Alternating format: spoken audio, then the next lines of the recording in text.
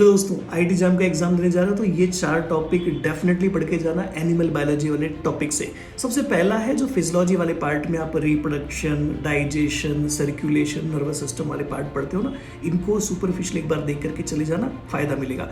ऐसे ही जो basic of immunology है जिसमें इनेट इम्यूनिटी, एक्वायर्ड इम्यूनिटी के जो टाइप्स आप पढ़ते हो उनके एग्जाम्पल्स अच्छे से पढ़ के जाएगा, एग्जाम में पूछा जाएगा। फिर फर्टिलाइजेशन और गैस्ट्रुलेशन, अर्ली डेवलपमेंट के जो अलग अलग स्टेजेस हैं ना, उनको बढ़िया से पढ़ के जाना। और लास्ट में एनिमल क्लोनिंग के जो कॉन्सेप्ट है थोड़े बहुत उनको रिकॉल करके जाना।